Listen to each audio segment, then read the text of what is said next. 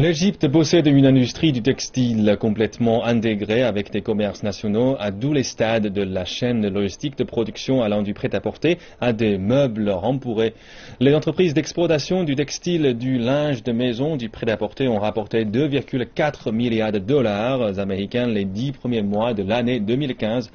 La faible relance de l'industrie de ces dernières années a principalement été encouragée par le secteur privé, mais les éléments du secteur public sont en déclin depuis des années.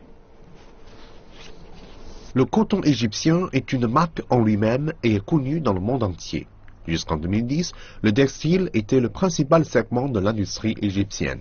Il contribuait à 28% des exportations non pétrolières, 3% du total du PIB et représentait la plus importante source de monnaie forte après le tourisme et le canal de Suez.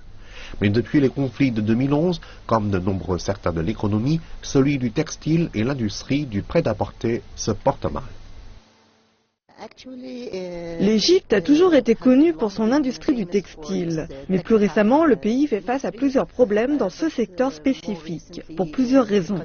Peut-être car les producteurs de coton à longue fibre font face à plusieurs problèmes en matière de production et de marketing de ce produit vital. Les entreprises publiques ont connu beaucoup de problèmes à cause des arrêts de travail, des syndicats demandant beaucoup d'avantages et beaucoup d'argent, qui ne sont pas disponibles pour l'instant en termes de liquidité. Cela a conduit à des retards de transport et de plus hauts coûts de transaction.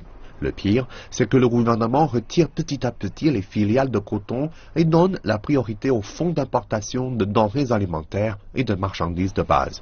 Le secteur public, qui comprend 1 million de salariés, est fortement touché. Ce mois-ci, le gouvernement a signé un accord avec l'entreprise Runner International basée aux États-Unis pour restructurer les 25 entreprises de textiles d'État. Il faut tout d'abord jeter un œil à la restructuration technique. Il faut davantage de productivité de la part des employés et davantage de formation. Une restructuration financière et opérationnelle est également importante. Plusieurs aspects sont nécessaires pour ces entreprises. La procédure de restructuration s'achèvera en 1 an et le gouvernement souhaite faire revivre l'industrie. Des années 1980 à 2014, les exportations de coton ont baissé de 2,5 millions de balles à seulement 300 000 en 2014.